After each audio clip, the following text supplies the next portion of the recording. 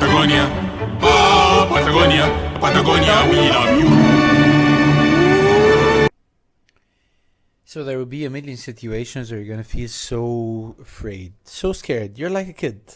And that's one of the moments when I was just like, I was just standing in front of the big sea. I love the sea usually. It's beautiful. There are lots of people around and so on. But there was that moment and I was totally alone in front of the sea. Not one human being was swimming. And that was a bit scary. I was dying to swim. It was very hot and everything, but I felt so lonely and so alone and so weak, so vulnerable. And I really needed lots of energy and courage to jump into the water, and I didn't stay long. And then you realize all of a sudden you're so weak when you're alone. And sometimes you get all the support and all the courage when somebody else is around. It doesn't have to be somebody who's going to support you. Actually, you're going to be the one supporting them. They're going to tell you we need you, and you're going to be so strong and so powerful because you know that there's somebody who needs you. That's the beauty of life. You need to contemplate on lots of things, and that's Patagonia too.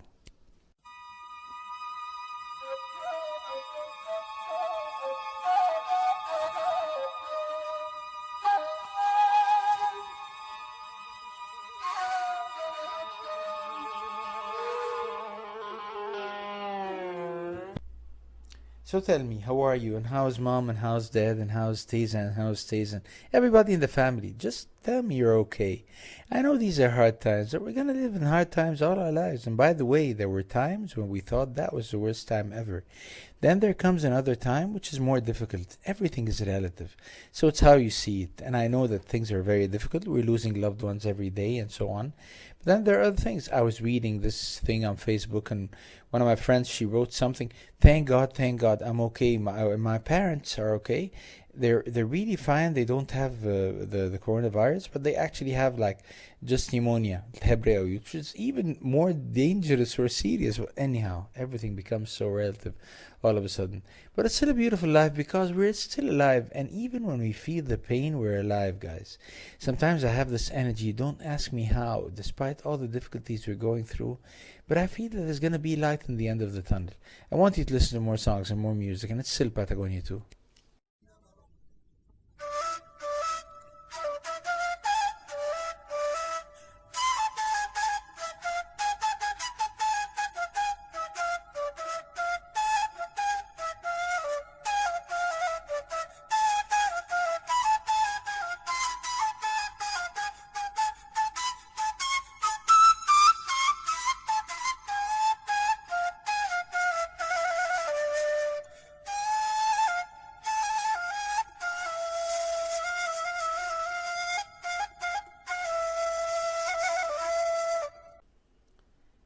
So as you know, I'm recording this show, and I recorded like 2 or 3 days before airing, and so on. And I usually record it in normal times for me, like 6 o'clock in the morning, 7 o'clock. Sometimes the worst case is 10 p.m. Tonight I'm actually recording it like it's 11:30. It's quarter to 12. I'm usually totally asleep by then. But then you realize all of a sudden that your capabilities are totally unlimited if you have the will. I was working on something. It took me a long time to start working, and the day I started, finally, I had all the energy, and it was something so good. I was so proud of finishing this, like a handbook for people having startups. I was so happy and I was so enthusiastic. And when you do something you love and you have the passion for it, things change. You get this energy. Don't ask me how or why or from where, but you're so lively and energetic as if you never needed to sleep before. It's a beautiful night because you feel you can achieve things, and it's Patagonia too.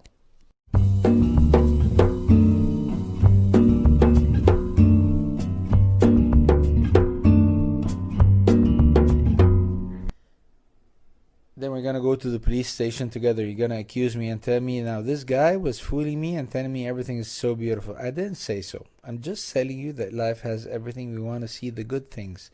We want to see the beauty in even the difficult moments and so on.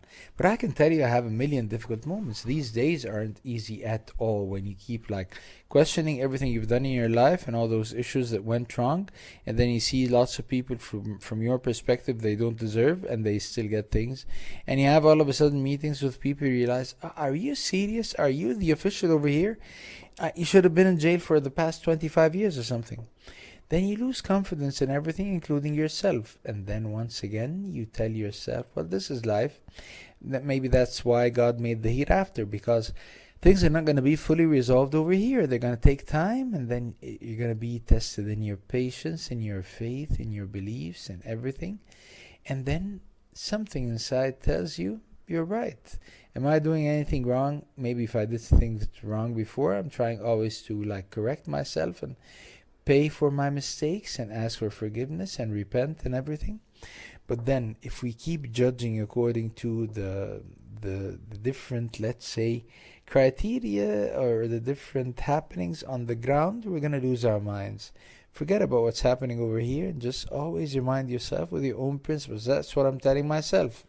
And as long as I'm really happy going to bed because I think I've done my best, I'm okay. And it's still Patagonia too.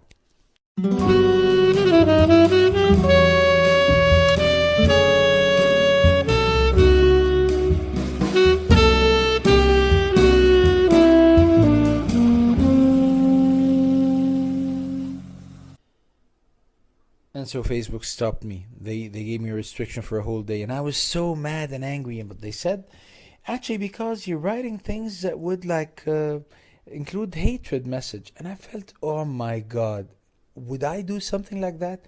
I'm always known to be so decent, so sweet with people, even too sweet sometimes, to the level of hypocrisy or whatever. Come on, guys, that was really painful for me. But then I saw what they thought I was writing as hatred, and it was simply like making people think, see what's going on in the world, and see how the message is being woven just to put us in a wrong position or corner. One day, so many years ago, a very senior official who's now vanished totally in the country, he asked me, I met him somewhere, and then he said, are you serious? He asked me, do you think we'll ever give you a chance to become a star? And I asked him, why? There are lots of people who are opposing whatever you're doing, and they're even saying insults and dirty words and so on. And then he tells me, they just scream, and that's a very good way to get rid of the energy. But you make people laugh and think. And I have no problem at all. As long as you're laughing, as long as you're thinking, I'm happy with that.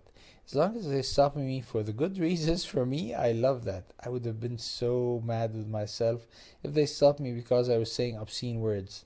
But anyhow, it's a beautiful world. Don't ask me how, and it's a beautiful night, and it's Patagonia too.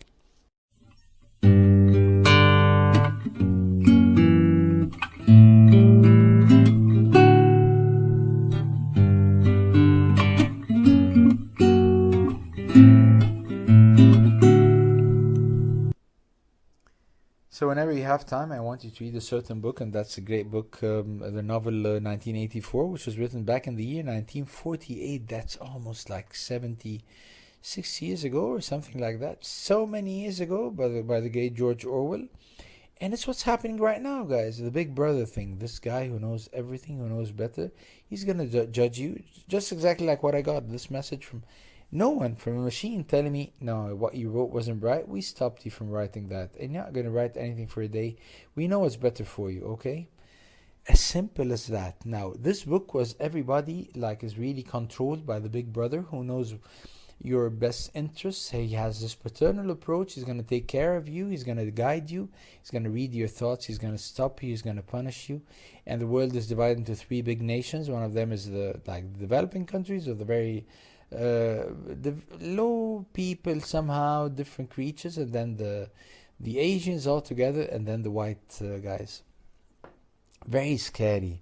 And I read the book so many years ago, and then they made shows out of it, a bit like different crazy things like the Big Brother show or whatever. But then what's happening in the world today, we're not going to feel comfortable if we're not covered by cameras and censorship everywhere. And now lots of countries, to open up after the lockdown, they're telling you, you're going to have a certain application on your mobile, so we can tell you, no, don't stay too long in this area. You've been spending 10 minutes with Khaled somewhere because he's a suspect for having something with the corona or whatever.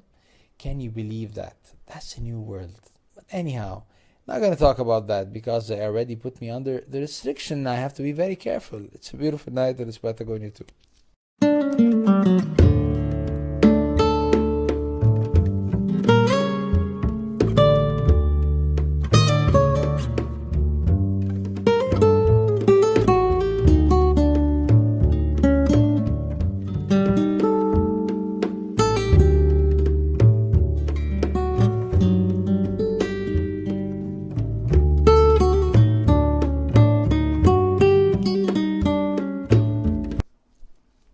something totally out of line here. Do you listen to Kulthum still? Because I still do that. And with all the technology things, I put it on my USB and then I put it on my mobile and I listen to her whenever I like. And I love that because we never listened to her until we entered university and we had those long nights like with the drawing and engineering and so on. And then after that, we never listened to her again until we fell in love. And that was, thank God, during the time of university once again. And with love feelings, you have to listen to Kulthum and so on. Now, I don't think the kids nowadays ever listen to her, but I want you to think about that. Once you listen to her once, you're going to find lots of things she says that really touch your heart. It's a beautiful night and it's Patagonia too.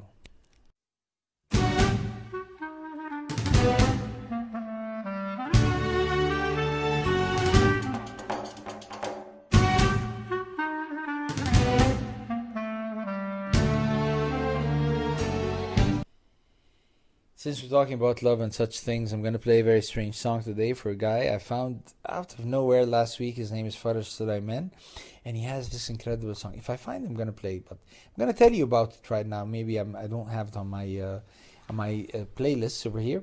But then this guy has this great song which talks about like he's proposing to the girl he loves, but he tells her, I want to be the father of your kids. I want to teach them all the strange things about the monsters and the strange things and so on. I want to be with you when we have financial problems and we take a loan from the bank and we don't know how we're going to pay it back. And then I want to be with you when we're doing the diet, when we're spoiling the diet, and when we're crying together. Everything shall pass together. I love that. I love that. It's a beautiful song. In the end, he tells her, just give me something that makes me convince myself I'm of value. I love that. We're so simple and we're so small without someone beside us. And this, I know not everybody gets married, and lots of people get married to the wrong person. So somebody beside you, somebody you confide in, somebody you believe in, a friend, a lover, a brother, a sister, a colleague, a father, somebody who's really there for you, and you're there for them. And it's Patagonia too.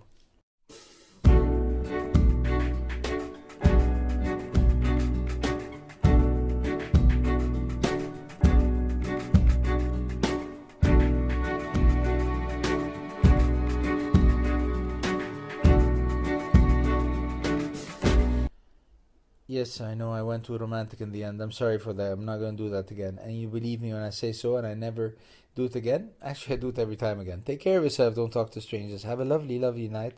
And wish me luck, and I'm going to wish you the same and pray for me. I'm going to pray for you also. It's a beautiful night. Take care of yourself. Don't talk to strangers. That was Patagonia 2 and Khaled Habib.